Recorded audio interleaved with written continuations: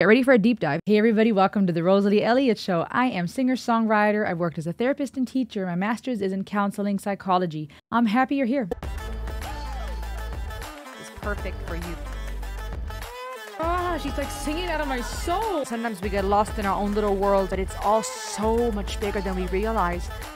We are embarking on a video that many of us have been waiting for. There's been this whole legal debacle about Ren having to remove his big song, Sick Boy. And of course, even in regards to this topic, as with any conversation, there are various opinions, those who are hardcore Ren fans, and at the same time, there are those who don't like how this is being handled, who want to hear more of the other side. When it comes to diss tracks, I'm just going to call this a diss track because I'm assuming this is that in some shape or form. We see it more common in the hip-hop and in the rap industry. Either there is tension between artists based on what the media is pushing, right? We have narratives that are being pushed for the sake of hype and attention and views. Then you have situations where there is conflict between artists that is not only pushed by perhaps the media, but also the fan base. Apparently, supposedly true animosity, as we saw with the whole Drake and Kendrick Lamar debacle. And then you have situations where it's beyond the personal, it gets professional, when someone's work is being threatened. As you know, we're all about music and psychology, and I want to look at this holistically. For one, when there is conflict, we as human beings are drawn to that. We are somehow so intrigued by the gossip and the scandalous and the tension. Some of that may be because we're simply relieved that it's not us. We can empathize, we can relate to that feeling of being treated unfairly, experiencing injustice. Some might argue that goes back to our childhood, right? When there was an imbalance of power. There may be theories about it tying into existential fears, as I've talked about often, where we don't want to have our freedom infringed on, someone threatening to take away what we've worked for. Sick Boy was so much more. And when it comes to the whole world of diss tracks, rap battles, people communicating how they feel about somebody else or a situation, that's not new. I want to look at this as objective as possible. Of course, I'm a Ren fan, and not only because I appreciate his music, I appreciate him as a fellow human being, almost like my brother from another mother. I care about this person. So I'm going to naturally be biased to a degree, but I want to try to be as objective as possible. What inside of you is responding? And you may have to reassess that throughout the reaction. We will have mixed feelings in any given moment in our life, and that is part of the dance. Let's not turn this into a hate piece. That's not acceptable. That also doesn't mean that the other extreme is now that Ren has to be absolutely silent. From an ethical and moral standpoint, battle rap and diss tracks are tricky. There's something artistic about it. Someone being able to so wittily come up with ways to communicate frustration, to communicate anger, to get back at the other person. I mean, let's be honest. Many of us, when we're arguing, we want to be understood, or we're saying something to try to get the other person to respond to us. Or many of us would probably appreciate if we had a witty response, if we were quick on our feet, if we had a good argument, if we knew how to counter something we were accused of. Many of us would probably appreciate to be able to put that on a cool beat and word it in a way that now there's double entendres, literary art, and rhythm and rhyme. But at the same time, there's also, of course, moral and ethical questions at hand, such as, is it okay? Should all topics be on the table? At what point does it become hateful? At what point do we have a responsibility when we have a large platform of how and what we say? I'm still responsible for how I reacted, what I went and did with that information. But at the same time, there is also that dance between those who have a big platform, who have a lot of fans and a following, for us not to say whatever because we have the power and the availability to do so. Come on. Oh, you're fine. Oh, you're fine. Right now it's working. I do. Would you like to say something about what you think about diss tracks and rap battle? What it does? They're the business. The she's niz. What does it do for in the human mind psychologically when someone gets dissed or dissed? It stimulates the brain's juices. Mic drop. You don't have to be so close to the mic. One last question. Do you think that there should be any topics that are off limits when it comes to diss tracks and rap battle? Never. What about if it's about abuse or children? Make it good. Good Lord. Okay. We differ on opinions there. I do think that there are things that, need to be handled with wisdom, right? If I can say anything in any way with my words, how is that different than doing anything to anyone with my body? I gotta introduce. Oh, I'm talking about both, though. Yes, you do. But listen, which is all about this. Yes. Well, listen, that's what I'm talking about right now, though. To me, it's everything in life is a both and. It's not black and white. And there's a lot of art behind it. Everything is a both and conversation in my mind. It depends. So to me, it's got to be good. Yes, of course it's got to be good. You're just pissed at me. Right. But I say something that's going to piss you off even more. You just more pissed off. Right, if I'm just But if angry, I it's just say brutal. something where you're like, okay, It shuts me up. you'd be like, okay, Yeah. I gotta give it to you. That's how I feel about rap. Make it good. Don't just be like your daughter dying from cancer. Right, like that's just, yeah, I see what you're saying. Don't just, what? Yeah, if it's just like brute, what is the word? Brute force, brute emotion, just ugliness, there's no art behind it. If it makes me shut up because I'm like, oh snap, you just said it that way and in this way and over that beat, that to me reminds me of jujitsu though. Yeah. You want to submit. You want to get the other person to shut up. Yeah. But there's still art behind it. Yeah. It's not just for the play from the point of I'm gonna break your bones. Exactly. You just put it on the desktop. Yeah, I'm making you nervous. I don't make any dents. Sorry. To me, it's a whole both and conversation. So, okay, I like that comment. You got to make it good, right? If we were to go back and forth and banter and argue and fight, and it gets a little heated and personal, if I say something, or you do, with double entendres and literary art, and it's witty, it's pointed, it does push a button, it does piss me off, but it's so good that I'm over here going, oh, snap, I can't believe you just said it that way. That was witty, that was quick, that was intelligent. And at the same time, though, the question is always why? Why are we doing this? If I'm just throwing insults at you, even if I put it on some good music, how is that going to make the other person go, oh, snap, you're making me think, right? There needs to be some type of reaction beyond just me crushing your soul and hurting you and causing dismay. That to me would be a criteria. So I like that a lot. There is also the element of, as I said earlier, there's a time for everything. There's a time to be silent. There's a time to turn the other cheek. Sometimes there's a place for that. That's all beautiful. But in my opinion, that's not always the right approach. Even in religion, right? You see verses like turn the other cheek, but you also see verses like an eye for an eye. And there's a time and a place, even for a society to function, where there is justice. If someone does something wrong, there needs to be some type of repercussion, a consequence. We as a society decide what is a just and a valid response. Here, we have to look at it as a big picture. We know Ren's heart. From the interview I did with him to conversations I've seen him engaged in, he is a person that loves to have fun, loves to create music, loves to be with his friends, very artistic. He has been through very severe distress when it comes to his physical health, his mental health. He's seen dark, he's seen hopeful victories, but he seems like a good person, right? I don't know him behind closed doors, but I'm going to give him the benefit of the doubt. And this is a good person that means well. He's not out here to harm people. He's not out here to try to cause complete destruction just for the sake of it. And that's also something that I see based on how he responded to all of this. Conversations that he showed us, evidence of, even to the point that he's reminding us as his viewers not to now go and lash out and spew hate towards the opposite. Get ready for a deep dive. If you came for a quick little, oh, I like this, goodbye. Nah, man, this is not the place. Kujo beat down. Double entendres even in the title, right? Because Kujo beats is the person that he's having this dispute with. Beating down on someone, right, also implies getting back at them, humbling them, putting them in their place. Beat down, also possibly a reference to the beat being taken down. The first part here already, by the way, is interesting because this person that's about to, what are they doing? Timing something with their phone or giving us a countdown is wearing looks like a towel over their shoulder. So it's almost like a referee with a towel that's getting ready to give the go ahead for the match.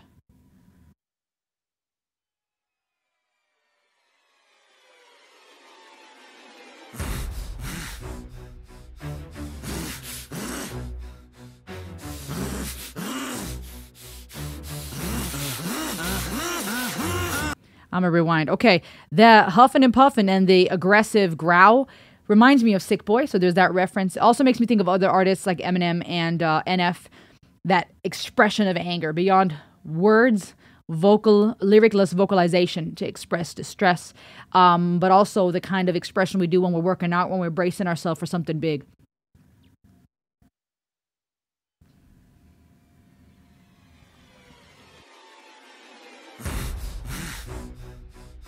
And the staccato also intensifies emotion.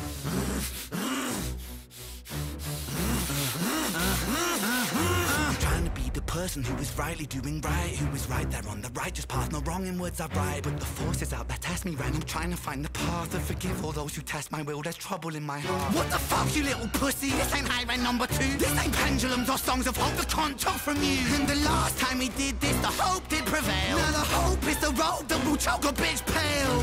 No, just wait a sec, cause there's nothing to be gained when you sever the neck. Oh. Oh, snap. You remember in High Ren, you know, the rope is the loosen the noose on the rope. Now we're talking about a rope around someone's neck that's going to choke them. So this is not about hope. This is not High Ren Part 2. This is not the pendulum of, well, dark and light.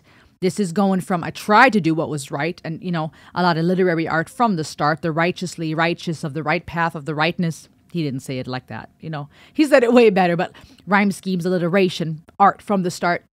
See what I did there? And now, talking about, though, this is not High Ren. What were you thinking? This is not about loosening that noose on the rope. This is not about ending with hope. This is about choking out the snitch. Oh, snitch. I know the art is a part of your heart, so you're upset. But this hate breeds hate. Please wait, geez, Ren. I'm getting pretty sick of the sick boy. Trying to be the it boy. Trying to be the I'm so morally equipped boy. Face it, you're mad as fuck, Ren. Now let me cut this worm with my razor blade pen. Fuck it.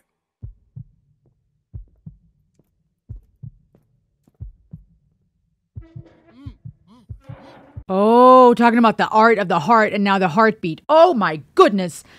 This is scaring me. Okay, this side of Ren is scaring me. But not in the sense of, oh no, you know, what are we going to do?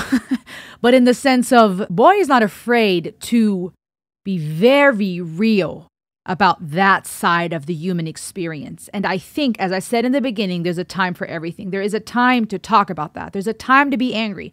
Sure, that doesn't mean I can go throwing chairs and now whooping you and your mama.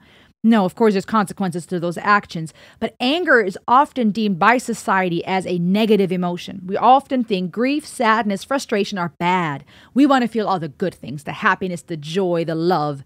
And the second things get uncomfortable. Not everybody, but many people want to run. You see a lot of relationships fading because some of them for good reason, don't get me wrong, but some because you talk about, oh, we grew out of love, or this doesn't make me happy anymore. And we live in a society where things have swung to that. It feels sometimes to this point of, in religious circles, right, all about me and I feel good and fulfillment and self-love. And there was a need for that. We came from a harsh history of war and being beaten and being bruised and trying to figure out who the heck we are. Then you had your artistic liberation, those years, the 60s, 70s, 80s, where there was a lot of rebellion and revolution, right? Sex, drugs, and rock and roll, Led Zeppelin, Rush, all these big names leading the way. And then you have an era of people where, as we humans do, what we do with that pendulum, we swing to the other extreme and we go from harshness and control and a lot of just to freedom and hippy-dippy-dooza to going to the other extreme of now going everything goes. To the point that I think sometimes we're so obsessed with self-love and finding ourselves and being happy and this person's toxic and oh, this is a narcissist and 3 ways how to find your peace. And the other extreme is going, oh, all is to be happy. All needs to make me feel good. And if it doesn't make me feel good, something's wrong. But to assume that anger is bad is not necessarily the right approach. It's more so there's more so a need to go, well, where is this coming from? I feel angry. There's nothing wrong with that. Because otherwise we're stuck in that cycle of I'm angry, now I feel guilty, I'm ashamed, now I'm ashamed for feeling guilty, now I'm angry that I feel guilty, and here, never stop being angry. And so seeing this brute force of Ren here is scary in the sense of it makes people uncomfortable. It makes, it lets uncomfortability arise to the point of where is this going? Is that heartbeat and speaking about the art of the heart.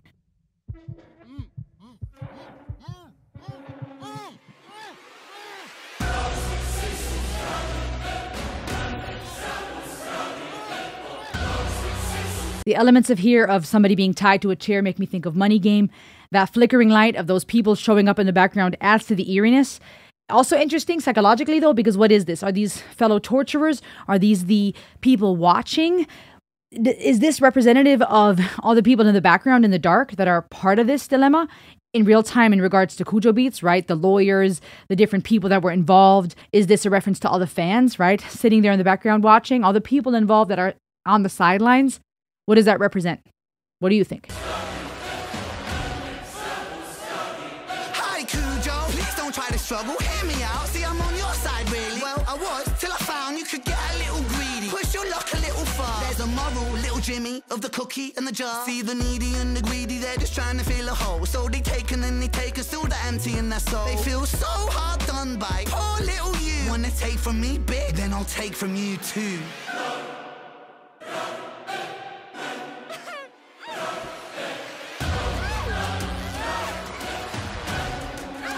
Is this the girlfriend? For a second, I thought this was a child, and my heart sunk. I'm like, nah, that for me would be too far, right? That would, for me, would be saying, no, man, you shouldn't have taken that dare. I love you, Ren, but that was too far.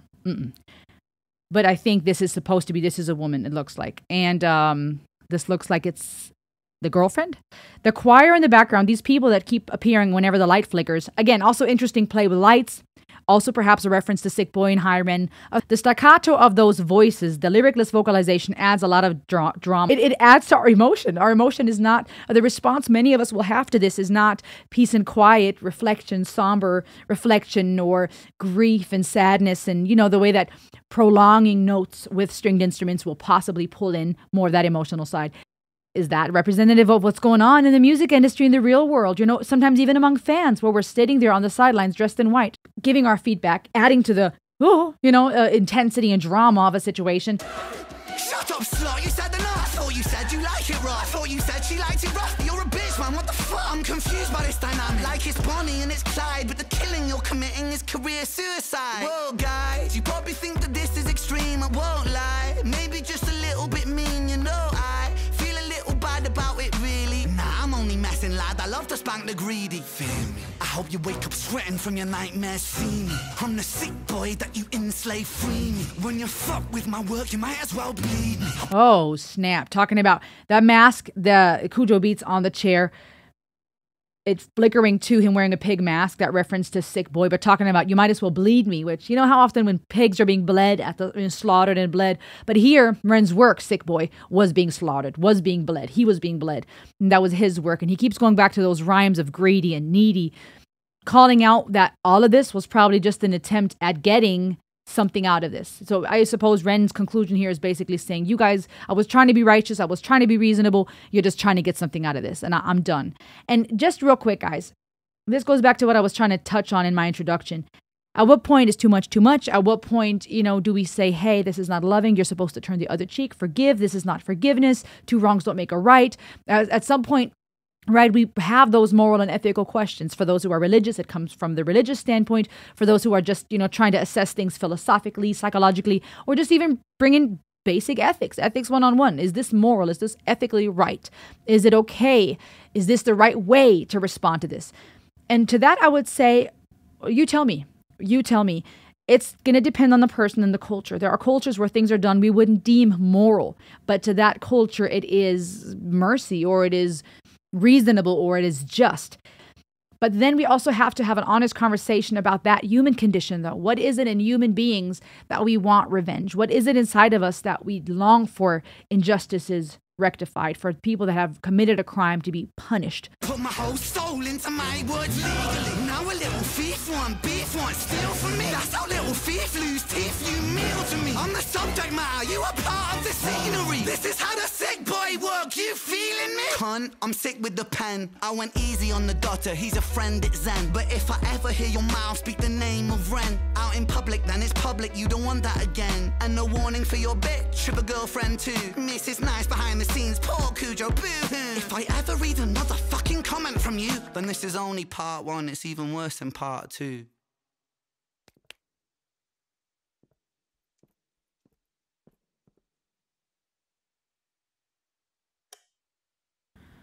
Ooh. Okay, and then the ending statement, as you can see for yourself, the views expressed are for creative purposes. Any issues I have will be dealt with on a personal basis. I do not condone abuse or bullying. I don't condone abuse or bullying either. And let this be just as my disclaimer. Do not take this video. I would encourage you. I can't tell you what to do.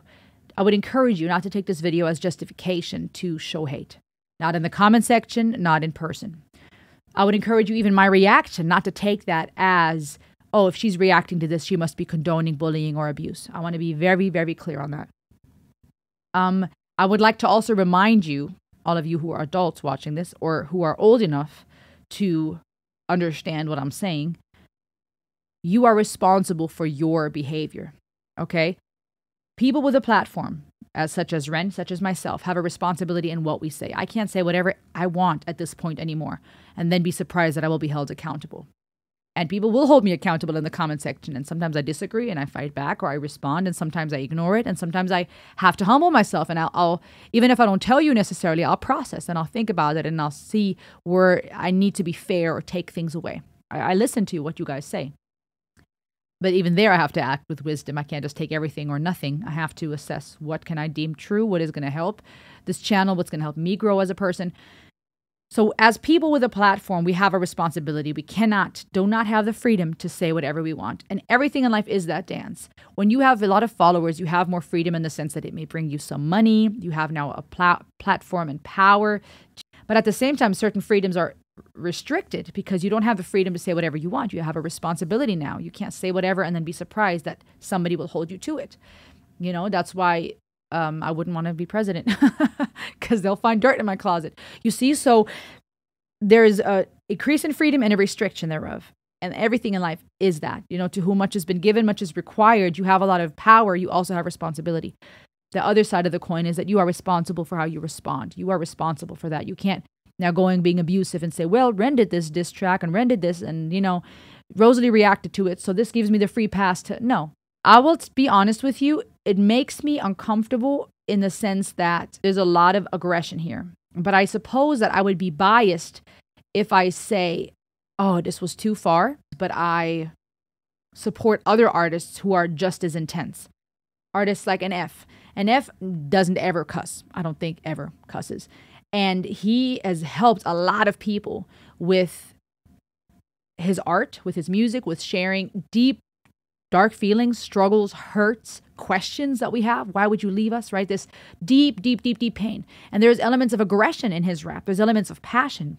There is a place for aggression, okay? There is a place for compassion, love, and gentleness, but also the need for passion. We wouldn't have gone as far as we have as a society if we didn't also have people that are not afraid to be aggressive, to break forward, to fight, you know, defend their village, defend their town. It did make me uncomfortable in the sense of intensity. Yeah, seeing two people kidnapped up against a chair.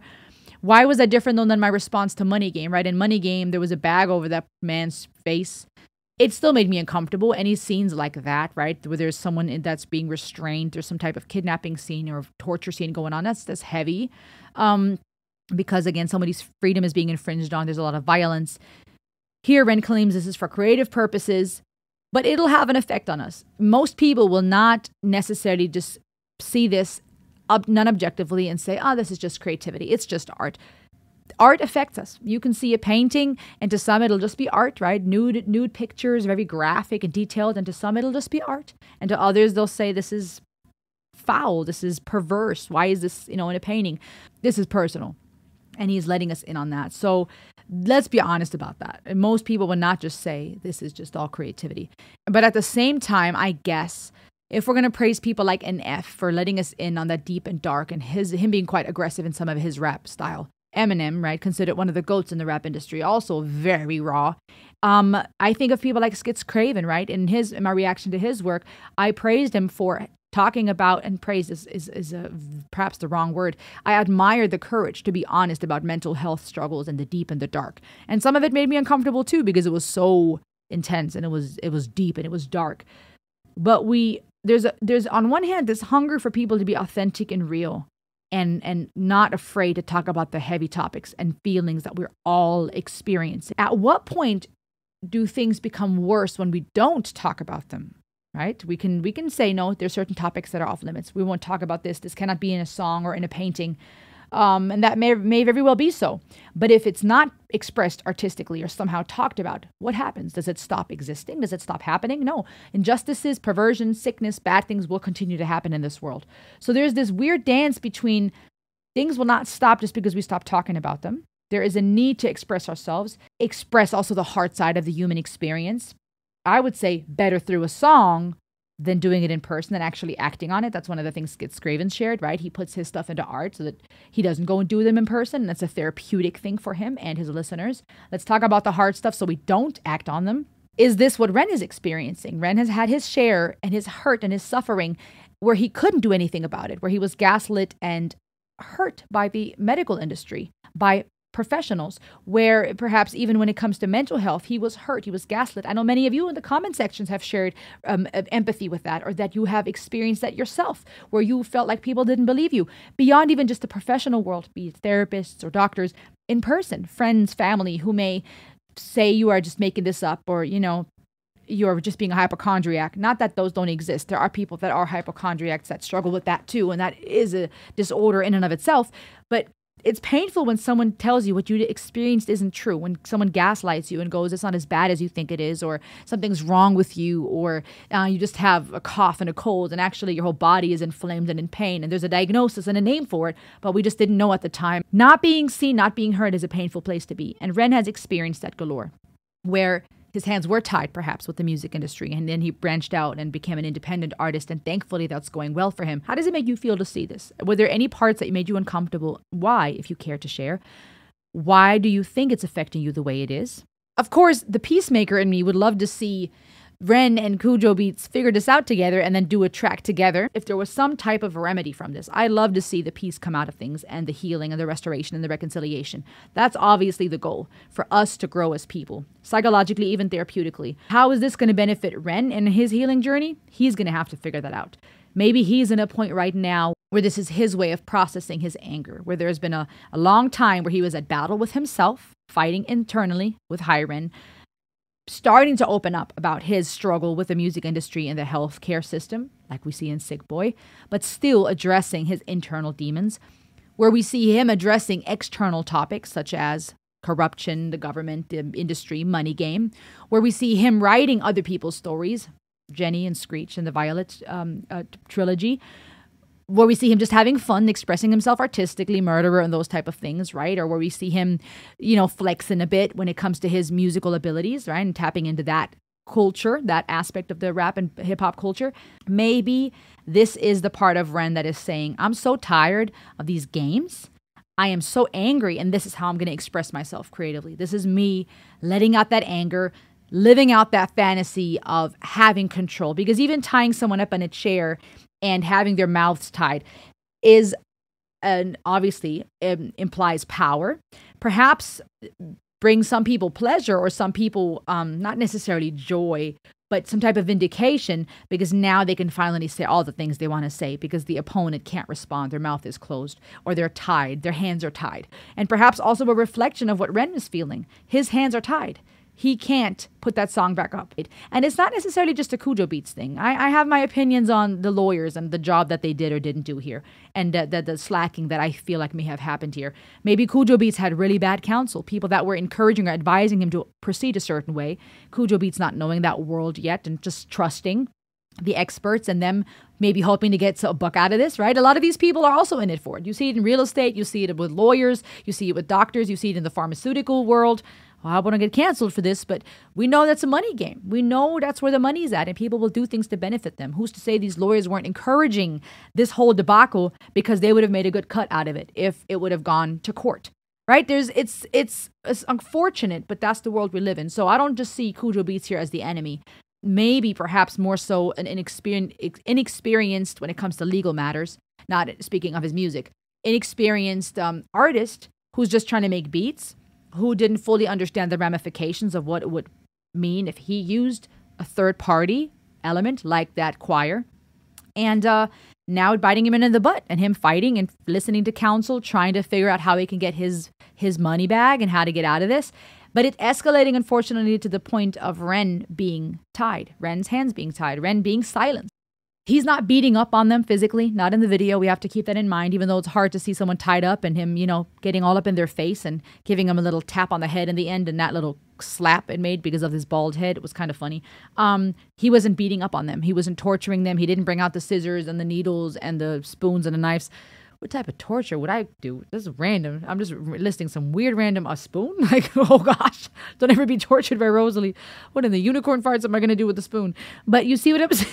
Sorry. You see what I'm saying? Like, it's not like he was bringing out all these stuff. And the weird part was where it got graphic and intense was all these whitewashed, all these white wearing angel choir looking people in the background, whatever they were representative of, laying now slaughtered on the floor. How do you interpret that? who are these people? Because they were dead on the ground. Is that a representation of references to some of Ren's other work, a representation of his project, his work, right? All these different platforms that it was taken from. Is it all the people that are in the background, as I said earlier, self-righteously wearing white, watching from the sidelines, contributing to this with all their intensity and that vocal, staccato, the frustration with all this greed he's seeing in the industry that he also perceived Kujo Beats to now be engaging in. But then also turning the light off on it in the very end, to me, perhaps symbolic for having to turn off the lights on Sick Boy, this final black curtain, it's done. It's not a flickering light any longer. It's not a back and forth and that hope, that glimmer of hope, maybe we're going to get Sick Boy back. It's done. It's done. And words like that, it's done. It's gone. He even said that in his review when he was explaining what all has been happening. And he said, that is no more. Wording like that, lights going off permanently. From an existential theory standpoint, I see that tying into our death anxieties, right? When the lights go out, when it's done, into our fear, again, of loneliness, isolation, our infringing on freedom. Something is over. That's hard. We're faced with it every day, right? The cup runs dry. The coffee goes cold. The leaves are falling. The beautiful thing is, as long as we're still breathing, there's still that cycle in nature and in our lives. But when things come to an end, when we lose something, part of us, that's painful. And so the lights going off, I think, could be representative of that. Maybe also him turning the lights off on the situation, saying, I'm done with this. I'm going to shut the lights off on you guys. You're still chained. I was silenced. My mouth is silenced. My hands are tied for permanently. The lights are going off. You guys are going to be in that same position. I'm done with this. I'm closing the door on this. Could be heavy to watch. I won't lie. I was hoping that it would be more like, oh, snap. Like what we find in this battle rap, where, bars are dropped and it has me going, oh, can't believe he said it that way, and double entendre, and the literary art here was the alliterations, rhyme schemes. I didn't hear a lot of double entendres, but, various literary art in the sense of language, grammar, poetry, a lot of emotion. There was a lot of emotion, a lot of literary art, but it was less, the overall feeling for me was less, oh, snap, I can't believe he took it there, and more, oh, snap. This is heavy to watch. These are heavy emotions he's dealing with. And I guess, as mentioned in the beginning, when it comes to art, are we allowed to express our feelings, injustices that have been done to us? At what point are we not? Are people that have a big platform now exempt from that freedom to be able to express their anger because they have a bigger platform, more listeners that could take this a certain way? At what point is it okay? At what point is it not? Does that change when a person blows up and goes viral? Does that change when a person has a big platform? What are your thoughts on that? How does ethics, morality, and psychology tie into this for you? How does it make you feel? If you've ever been hurt severely or betrayed or cheated on or abandoned, rejected, done wrong in any shape or form, how does it make you feel to see Ren responding like this? Responding with that type of intensity. Talk to me in the comment section. Make sure to subscribe. And I will say it one more time. You are responsible for how you respond. This is not me condoning violence. Me reacting to this is not me saying I'm on board with every single thing Ren will ever do. There are things, and I've even said this in the past, where I didn't know how to take certain things. And I even asked him about it in our interview. I am not going to, just because this is my brother from another mother or an artist that I appreciate, by default, just condone everything he does and says. I want to look at this as objectively as possible. Sure, I have my own emotions, but at the same time, open the floor for you guys to tell me what you see here. What are you perceiving and feeling? Take this, assess it, analyze it, see how it can benefit you for your growth. What does this do for you? How can that benefit you becoming more self-aware, healing, growing, and learning? Even if it's just simply enjoying a track and enjoying the music and then moving on with your day. How is it going to benefit you? You are not responsible to save Ren. Your job is not to go after anybody. Take these things and learn for you how to be the best you. That's all you can be. Make wise choices. Remember, you're loved and you matter. And I'll see you on the next ride. Heyo!